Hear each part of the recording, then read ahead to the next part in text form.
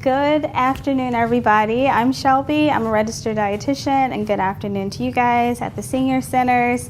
Today, we are going to be doing a cooking demo, and you guys have the recipe. You guys that are tuning in should also have the recipe. It's literally called Meghan Markle pasta. However, we can change that, and so maybe a garden vegetable pasta. But the reason why it says Meghan Markle is because she does have a show out, and so she did something similar to this, and it was really popular. So I thought, why not bring it here, but also change it up a little bit, right? So we're gonna do a play on that. So the very first thing that you guys are gonna do is taste it, and then I'm gonna kind of walk through it as we make it here. So we're gonna make it essentially, I'm going to make it in front of you guys, and you're going to be able to taste it as well, okay? So let's pass out the tasting so you guys can have this while we go over it. Like Jake said, it's minimal sodium. In the recipe, it says, I think, salt to taste, which literally just means that you salt it based on what your preferences are. So there's no baseline for how much salt you should put in this. However, there's lots of herbs and spices and things that really add to the flavoring of it, so you should less likely miss the sodium. Okay, so there's, we can go through it right now. So the ingredient list, the very first thing is colored baby tomatoes, okay? So something like this is what I added to it. And they're just really small cherry tomatoes. We've also got Parmesan cheese that we're gonna add directly on top for you guys. The spaghetti I used, I did not use whole wheat spaghetti. I know we talk about whole grains, things like that. We're gonna talk about how to add that into our dish. However, I used a protein spaghetti. How many of you guys have ever used protein-based spaghetti before? So I'll show you guys what it is, but it is regular spaghetti, and when they're making the pasta dough, they add in there like a protein powder of some sort. So you're gonna get extra protein from the spaghetti itself. And I'm gonna, so when I make it here, I'm gonna make it in a slightly different way. So there's gonna have chickpeas in it. So how many of you guys have ever added chickpeas to pasta before? There's some just chickpeas. Yeah. So it adds some protein, it adds some fiber, which is really important. We tend to not get enough fiber. So it adds some of that. Then down here it says olive oil. So hopefully you guys have some type of like extra virgin olive oil or regular olive oil at home that you guys use on a regular basis. Consistency is key. I get a lot of people say, oh, I use olive oil, but how often? Are you using it with everything or just one or two things? Like try to make that your mainstay if you're gonna use some type of oil. Kale, spinach, arugula, so it has all three of those in here. Also basil, some fresh basil, and red chili flakes, okay? I've also zested a lemon, so you'll get some type of citrus flavor, hopefully. I also did some juice of a lemon, and then I did do minimal salt and pepper on top, okay? So very, very simple recipe. I think that you can use a lot of added fish, because apparently in the past survey that some people would like to see like fish recipes, things like that. So this is a very light, vibrant recipe that you can add any type of fish. I would say maybe a flakier fish, so maybe like a whitefish or a cod or a tilapia or something like that on top, and it would go really well with this dish, okay? So we're just passing it out right here. So for those that are tasting it, what are some feedback? I'm tasting something. What is that? I can't be the olive oil. This has got a flavor. No, it's good, but it's just something that's overpowered. And I thought it was a cheese, and I tasted cheese by itself, but that wasn't it. Yeah. It might be the green, the arugula. It might be the arugula. Arugula has a peppery base. So you would see a lot of arugula in like mixed greens. Have you guys ever like purchased like a bag of like mixed greens? Because sometimes I have to say specifically when I say greens, I'm not talking about like collard greens or mustard or turnip. I'm talking about mixed greens like baby spinach, green lettuce, red lettuce, and arugula mixed together as like a side salad. So that's what you may be tasting, but it does have a peppery flavor. So I'm glad you brought that up. Anyone else? What are you guys tasting? It's different because it ain't red. It's not red. It's different. Okay. Yes, I'm glad you brought that up. So I did not use any sauce. The sauce, or the, I guess the base of the sauce is boiled water. That's it. So you guys will see me add it here. That's why I'm boiling water right here, is I'm adding it. Remember we talked about last time, we add hot, we don't do cold. Okay, good. So it's important, yeah, go ahead. It's very light though.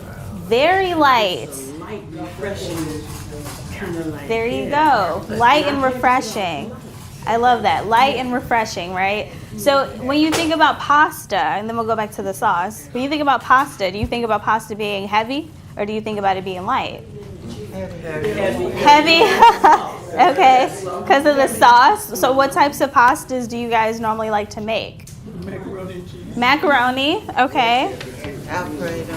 Alfredo, right. Anyone else? Oh, my mother used to make this cold salad. Cold salad, okay. What was in the cold With the salad? spaghetti. With the spaghetti, okay. Tomatoes and little chips of bell pepper and all that in there. Nice. Cold salad. A cold salad, so just regular spaghetti. I normally would see like rotini, which is like the Italian dressing is the basis.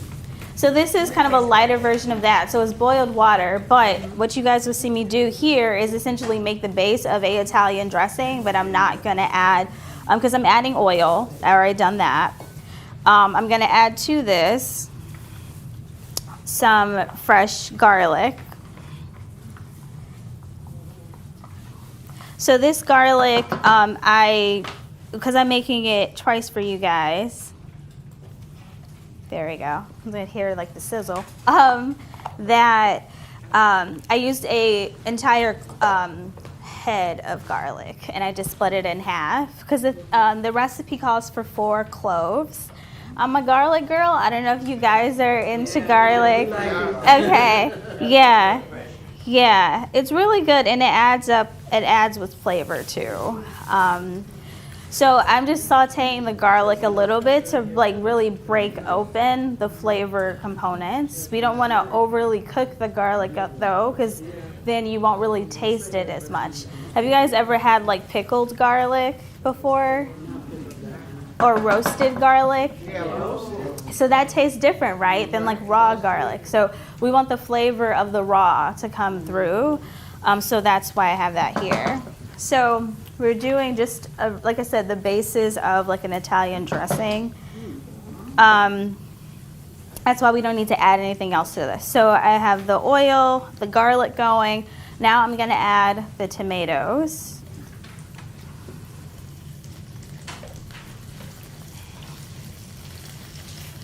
And now is a great time to use tomatoes. We have tons of them available to us, especially in the springtime. It's really important.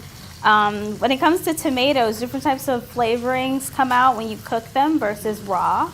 Like some people would say, oh, I can't do tomatoes. And I'm like, well, do you like spaghetti sauce? And they're like, yeah. And I'm like, that's tomatoes, but that's cooked tomatoes, right? So some people prefer it to be cooked. So we added that. Now the difference from what you guys are tasting, that had a kale stem in it that I chopped up. I'm doing chickpeas with this one, okay? So I'm adding chickpeas. Now, does anybody tell me what's the difference, what's different about these chickpeas? They're fresh, or they're not cooked. They're canned. They're cooked? They are canned, they are Oh, cooked. they are canned, oh, okay. I rinsed them. Yeah, so that's where they're in this, because I rinsed them. So you can buy like low sodium canned goods. Everyone should do that. It's more readily available now than ever, but I also rinsed it still. You just want to rinse off the packing fluid because that's what that is. So, good. All right, so I did that. So that's going to kind of take space for that. And then I'm going to add to this the zest of a lemon. I think we talked about last time zesting lemons. But it just does add just more flavor. And when you said light, that is part of the lightness. It's just adding fresh citrus, which the lemon would be. Okay, so we did that. And let that kind of go. About the oils, I have some sesame oil. Mm-hmm. What would you use the sesame oil? Because when it calls for olive, how you not frying or anything like that? Well, Use the sesame. That's a good question. Sesame oil, normally you would taste the sesame oil in like an Asian dish. If you use sesame oil, it's going to really change the intention of what you're trying to make. So you don't want to necessarily add sesame oil unless you're, I would say, cooking something it's supposed to have like a Asian flair, because sesame oil is quite strong in flavor. I'm trying to think of something so if you guys have ever had like Thai food or something like that, things like that, yeah, it's gonna have that sesame oil in it, so it has a very specific flavor. So you want to make sure that you don't necessarily use that unless that is like what you're going for. So that's a good question. So you guys saw me, I added some lemon juice to this, so that helps again with flavoring. Then I'm adding some salt, so I'm just gonna 1, 2, 3, 4, 5. Okay, that's typically like a teaspoon. 2, 3, 4, 5. Okay, all right. And then we're gonna add red pepper flakes. How many of you guys like spicy food? Yes. Okay. Well, okay. Because the heat is actually in the seeds, right? The what? The heat is actually in the seeds. Yes, that is true. Have any of you guys have ever bitten into a jalapeno and forgot to take the seeds out? I think we've all done that and immediately regretted it, right? Okay, so this is pretty much good. So now I'm gonna add the spaghetti.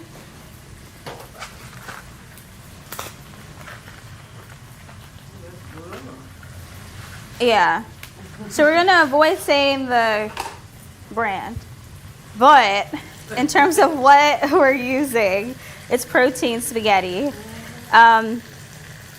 Everyone who is Italian ancestry, please close your eyes.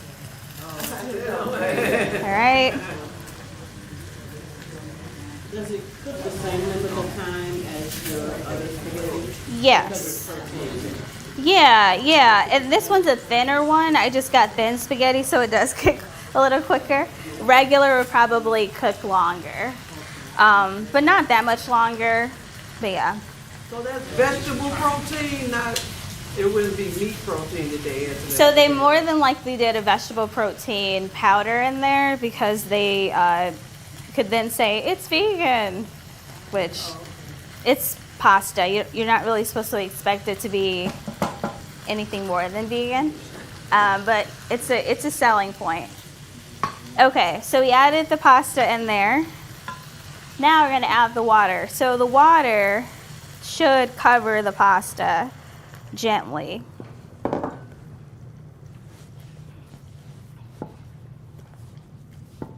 Okay, so I'm just pressing it down until it covers it. And so it's still boiling, which is what we want to see. And I'll save that just for later, so we'll need it. All right, and we'll just let that go.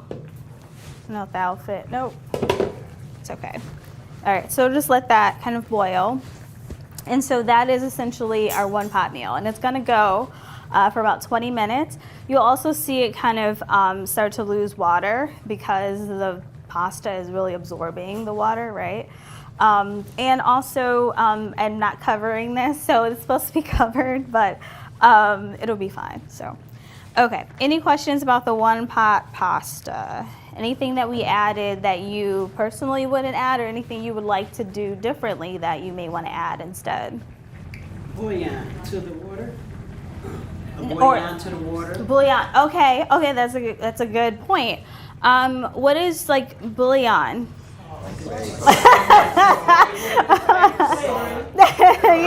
Yeah. So chicken bouillon is chicken base, right? The basis of that is a concentrated amount of salt. So it's not just like me adding salt to something. It's literally me dehydrating something down to a cube, and it's got a concentrated amount of salt in there. So it's probably like a day's worth in a cube. Can you get low? You can get low sodium, right? You could. But they do make it low sodium, but it's way better to try and do like herbs and spices, and then try and do, if you want to measure out like they do have like 1/4 teaspoon salt, use that, but taste it first. How many guys like salt your food and don't taste it? You salt it and then taste it, right? So taste it first and then like add salt to it if you need to. Okay, yeah, go ahead.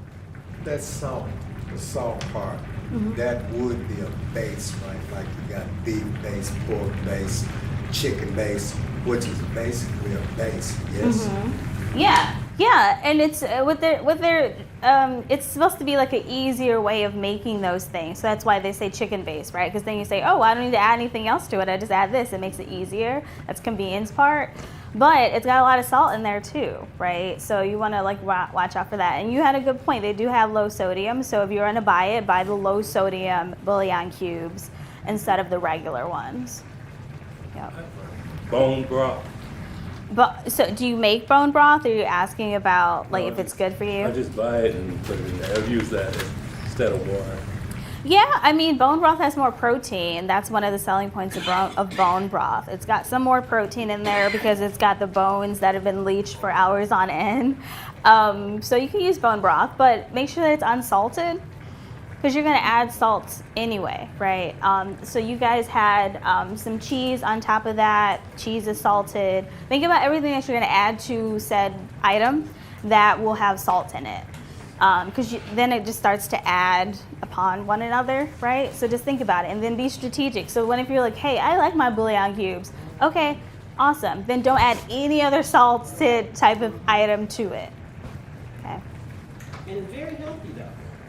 The kale, the oregano, it's very healthy. Yeah, thank you for bringing that up. So when it comes to all different types of the greens that we use, so the kale, like you mentioned, the spinach and the arugula, you can also use different types of greens in terms of the leaves only. So if you wanted to add like collard or mustard or turnip, you can do that. Use the green leaf only though, and you would add it to the pot earlier, right? Then you would say like a spinach or arugula. Does anybody know why I would say something like that?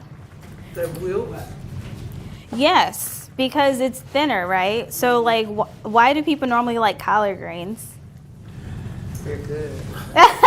They're good. If you're making, how many guys have ever had like a sandwich with like a collard green as the bread? Right. I made it before, right? So I used the collard green because it's stiff. It holds, texture, right? So if it holds that texture, then it may take longer to break down, right? So that's why we're adding it earlier. So I'm breaking apart this spaghetti so it doesn't stick together, but it's coming together nicely. I added the chickpeas early because I want them to soften up. I want them to match the texture of the spaghetti. You can also do like an al dente spaghetti if you would like. I actually like my spaghetti a little al dente, which just means that it's got a little bit more of a crunch to it. Not crunch. More texture to it. We don't want crunchy pasta. Okay. So the kale that's in here is going to give us vitamin K, different types of fiber, vitamin C, and vitamin A. Okay. Can anybody tell me what else do we get like vitamin C and vitamin A from? Peppers, oranges. Peppers, oranges, Carrots. carrots. Good, right? So is it shocking for me to say that kale holds the same, if not more, nutrients than carrots? Right? So think about it. If you were to add multiple grains to this and they're added on to each other, you would get all of those nutrients, right? So it's important to add as much as possible. So you can even add carrots to this. You can add bell peppers to this if you would like. Okay. Spinach, again, fiber, vitamin A or beta carotene, right? Just the same thing. Vitamin C, vitamin K. In spinach, what is something that most people talk about when they talk about spinach? Think about Popeye. Iron. Iron. Good. So tons of iron in spinach, okay? Now, we definitely want to absorb the iron, right? So does anybody know how we have more absorption of iron if we have spinach? Calcium and calcium. Close, it does start with a C. Calcium. No. Cabbage. No. Vitamin C. Vitamin C. Yeah. So if you have like a peanut butter and jelly sandwich, right? If we say beans and tomatoes, things like that, what we're trying to get across is that if you are adding together that iron-based item with the vitamin C together, it helps us to absorb it better than us just to have the iron, right? How many of you guys have ever been told that if you have low iron, right? Right? So normally, as a dietitian, we would then say, okay, I believe you. I don't think that you're like not having these iron-based items. I just think that you're not absorbing it. So how you would absorb it is have more vitamin C with your iron. Okay. Have you ever heard of sometimes, like if you cook certain vegetables, you also cook out some of the nutrients? Have you ever heard that claim? Yeah. Do you know So- anything about that, perchance? Yeah. Yes. Yeah. So we can talk about that. So when you cook various items and you quote unquote overcook them, where do you think the vitamins go? In the water. What if you're not cooking with water? No. Yeah. So you're right.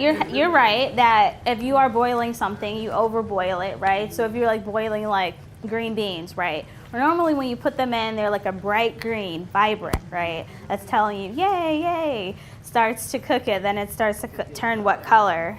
Like a dark olive green color, right? So what it means is that the proteins have been denatured. So they're there, they're just no longer as active or not active at all.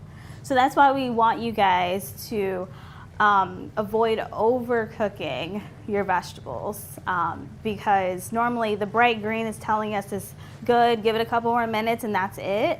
I hate to say it, but like, you know, collard greens and turnip greens and stuff, how long are we cooking those? You're cooking them a long time. A long time. Yeah, hours.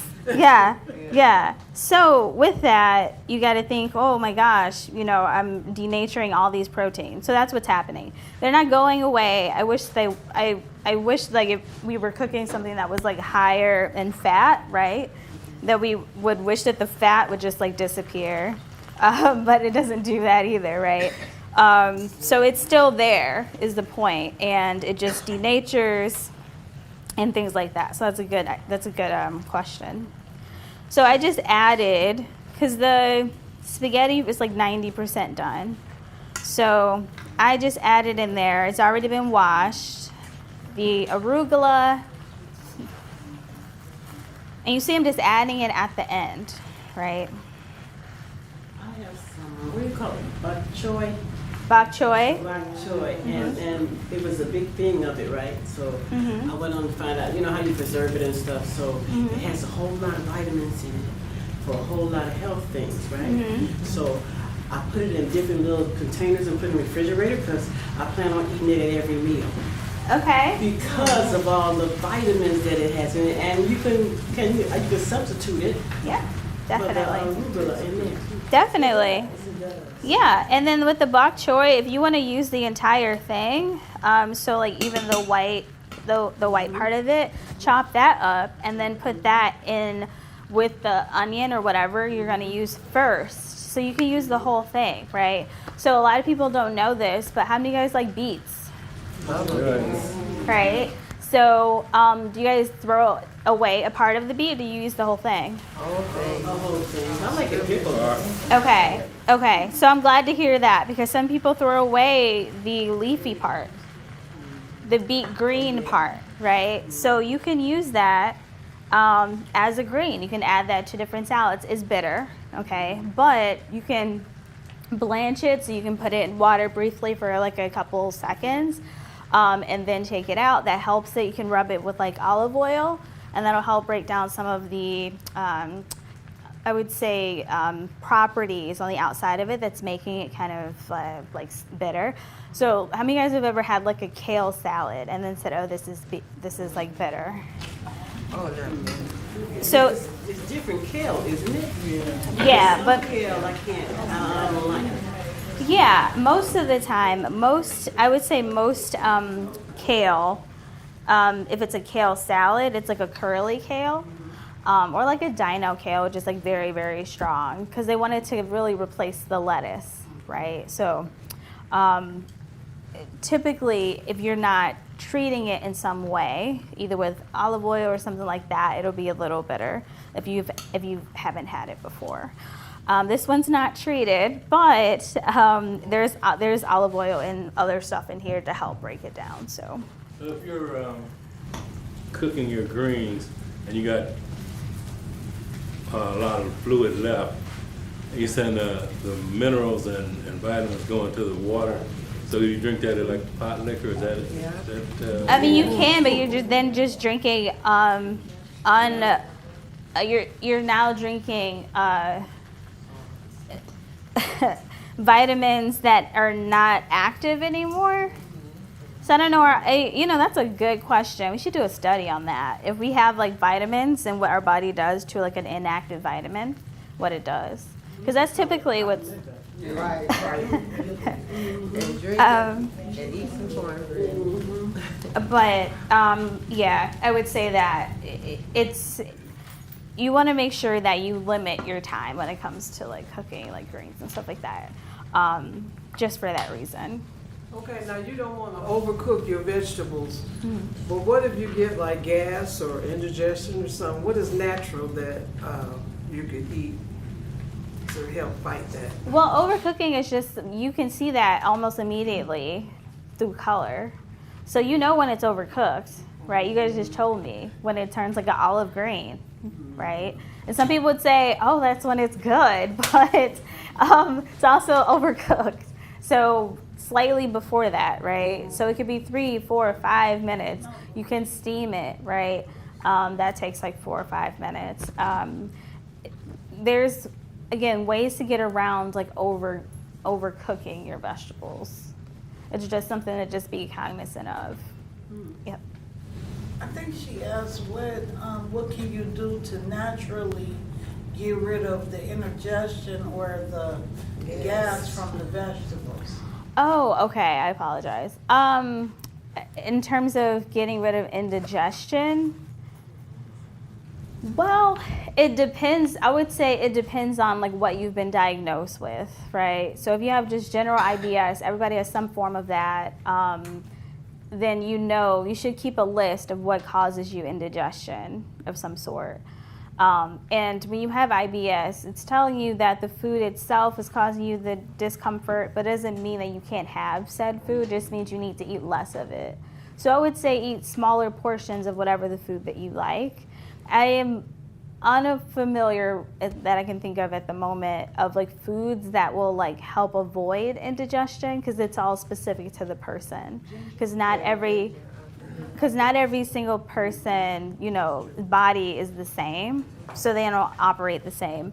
So there is like inflammatory things like ginger, right, that may help, but we don't know if for sure. That's not like a cause and effect thing.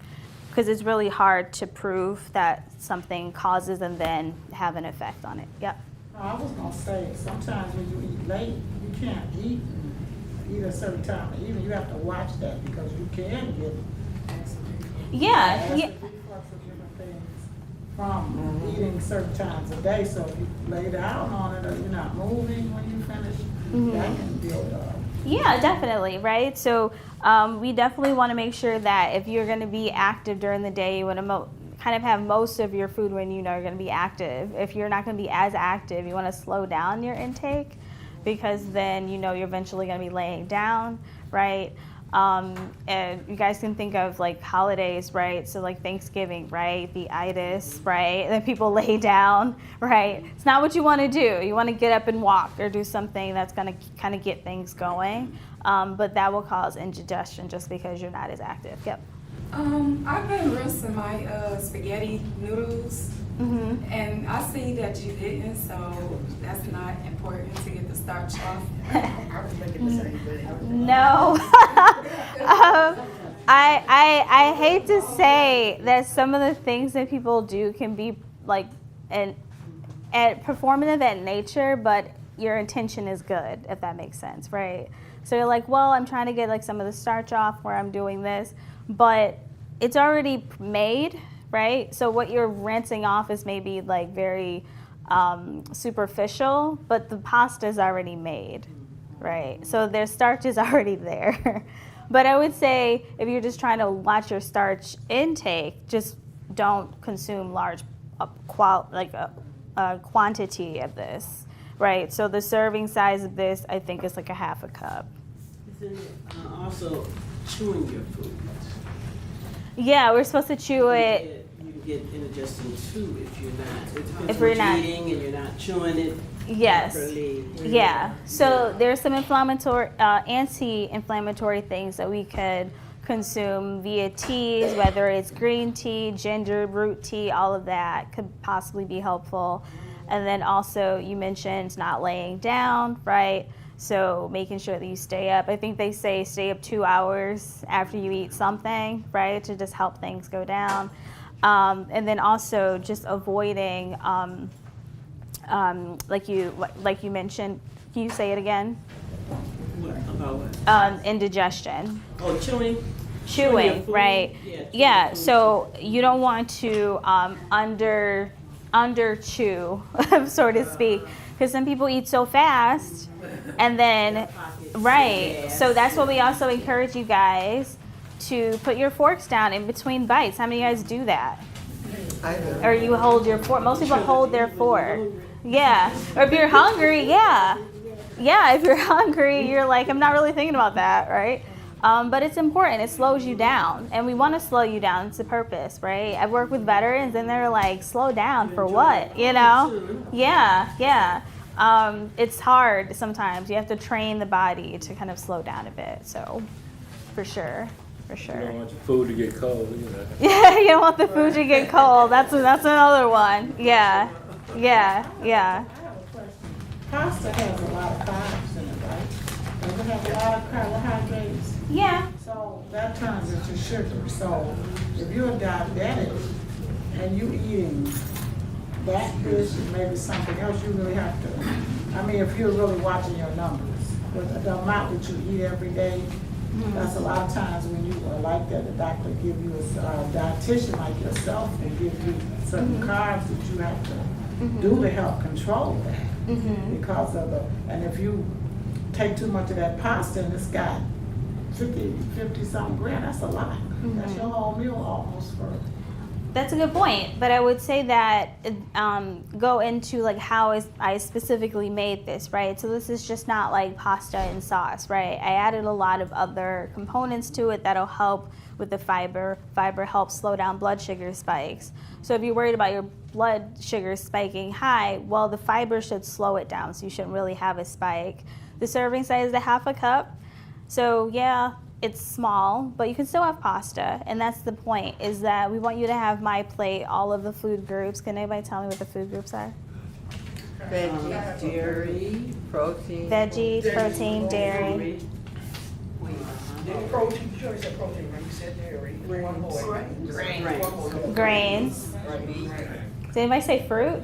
Yeah. Yeah, okay, yeah. So that's all of them, right? So all of our grains, so all of our food groups, including grains. So it's part of that. So we should have it. It's just about choosing the more quality-based ones. So we're not just choosing grains that don't really give us fiber and things like that. So you are correct. Yes, it does have carbs in it because it's a carb-based food, but it's about how much we're having of it and what the specific item is. So like also this spaghetti is protein enriched as well. So protein and fiber help slow down blood sugar spikes. So I would say if you want, you can test it out. So look and see if you are taking or you checking your blood sugars that often. You could have some of this and then check it like an hour later and see how it spikes it. Because everybody's bodies metabolizes carbs differently. So like some people would say, oh, I eat rice and I never have an issue. And then some people were like, oh my gosh, I can't have rice. Like my blood sugar spikes. So it's literally, it's different for everybody. But I'm very much an inclusive type of person when it comes to all foods. I don't believe that we should eliminate foods, especially if you don't have issues with like safety, of course, and then also just overall issues with metabolism, right? So metabolizing the foods, so if you can't break down certain foods, then of course avoid it. We want you to be safe. But we should have everything, just in portionality. Well, why are we going to talk about corn much? I understand corn does not have anything contributing to your body, no more than, the other part. Yeah, I mean, corn has nutrients. It's not, like an empty source of nothing. But we have so much corn that I feel like we actually do hear a lot about corn. The corn industry is huge. So we have a lot of corn talk. So I think that it just starts to become like not as specific in terms of like how people talk about corn, because there's so many different types of corn. It's a starch, which means that you got to count it as a carb. It's not empty, but it's a starch. Most people eat like a full ear of corn, which is 2 carb choices. Does that mean it has vitamins? It does, but there's others that have more. Okay. So it has fiber in it. I just think that people tend to lean too much on corn, and I mean there's like hundreds of other different types of vegetables that we can have instead. But there's the corn industry is huge, and so we actually have corn everywhere. Yep. Does corn break down in your body? Does it break down or does it come out? And most of it's like insoluble fiber, so we don't break it down. It goes out the other way. Okay. Okay. Yeah. So, yeah. Good question, though. Yep, go ahead. Oh, no, that was my same question Okay. or comment because Okay. I see it later. Yeah, it's an insoluble fiber. So we do need both. We need soluble and insoluble fiber. Insoluble fiber just means that we don't break it down. It helps to carry things out of our bodies. Soluble, we bring the water in. It helps to line our intestines, and we need it to feed the bacteria, which we do. I think people don't realize that we need bacteria. And so it's good to feed the bacteria that we have, the good bacteria, not the bad one. And then sometimes move out some of the bacteria, which is why we have insoluble fiber. So like again, corn isn't bad. It's just people just eat too much of it, likely because of the corn industry. I don't want to get too much off, but don't they take corn to make gasoline or oil or something? Corn is everywhere. Corn, Yeah, corn is everywhere. Yeah. Coca-Cola, I don't drink that. I clean the stuff with Coca-Cola. Yeah. Once I Yeah. clean the battery, that was it. I would say also it literally dates back to something as simple as a movie, right? Why do we eat popcorn when we watch movies? Does anybody know why? You said so this But what? Who made that up? Yes. Yes, it's the corn industry. One day, after silent movies were a thing, and we got Technicolor and actual sound, and then they said, well, like people want a snack, and then the corn industry was like, we got one, and there you go, right? So, yeah. Is there natural probiotics that can help you to get rid of the bad bacteria that you can eat? Yes. Just natural? Yeah, good question. She asked about probiotics. So, different types of probiotics. Definitely, if you guys like yogurt, kefir, kombucha, which are like drinks. Kefir is like yogurt based. Kombucha is more of like a fermented tea almost, right? You can buy them pretty much anywhere. Any of that, I would say, make sure you look at the added sugar, because they sweeten it, because they know people would do what you just did and say, I don't know if I want to drink this. So they add sugar to it. So look at that. Yeah. There you go. Fermented stuff. Dark chocolate is fermented. But of course, it's looking at the portion of it. If you like sauerkraut, cabbage has some, without it being fermented, just cabbage itself. There's a lot of different ones. Maybe next time when I come, we'll just do all probiotic and prebiotic stuff too. What about a pickle? Is a pickle? Yeah. I mean, because a cucumber, then they pickle it, right? So they use like some bacteria. Anytime they have to introduce some bacteria to kind of make it a thing, the bacteria don't like go away, right? It's still there, and so we consume it later. But yeah. So that would be a fun lesson, because there's a lot of different things that you ferment and make on your own, like kefir and yogurt, even bread, sauerkraut, kombucha. Yeah. There's a bunch of different things that are really easy to make on your own, but the process of it. Yeah, what was the bread that everyone was making during the pandemic? That it was like, sourdough, I think. Everyone's doing sourdough. I don't know, do you guys even like sourdough? Like everyone's making sourdough. It was a fun. I feel like it's just a fun thing to do. So I feel like most people were doing it for that. It does taste good though. Yeah. No, I've tried several of those that you talked about. Yeah. I don't like any of those. You can also take supplements, and it'll have like 5,000 CUs and things like that. And that just means that how much bacteria is in the supplement. So you can do that as well. I'm not gonna say eat it if you don't like it. You can definitely do like a supplement. Yep. Probiotics, do all probiotics come from vegetables or are there meats or anything? They're not meats. Most of the time they're in like non-animal sources. Yeah. So it's gonna be from like our veggies, our grains, and then sour cream would not be a probiotic, right? No, but that's a good question. I feel like there's like a different type of sour cream that's probably got like more bacteria in it. So like a sour cream that's made with milk that has not been pasteurized. It's very specific. We probably don't even have it here because it's kind of unsafe. So we don't want to do that. Yeah, go ahead. Cottage cheese. That one's a good protein source. It's pretty low in fat. It's made from like a low-fat dairy. It's curdled, so they add some bacteria. So I would say cottage cheese, yeah.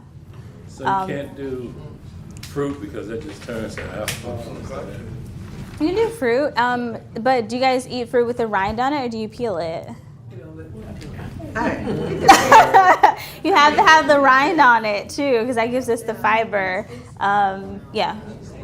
I was gonna say, yeah, it depends on the fruit. I don't eat the fruit.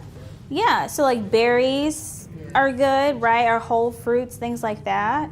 You just want to make sure that you're looking at your portion of it. So I always say the small lunchbox sized apples, which are like the apples that are sold in like a bag. They're smaller. They're like kind of like the size of your palm. If it's larger than that, then that's going to be essentially, I would say, too big. You want to do smaller sized fruit, a cup of berries, things like that. When people say it turns to sugar, I mean, that's an easy way to say it. That's not necessarily exactly how it happens, but most of it is just people just eating too much fruit, which is why I always talk about vegetables first. Okay. Any other questions? I think I have to say goodbye, right, to our audience that are watching remotely. So bye, guys, and thank you for joining us today.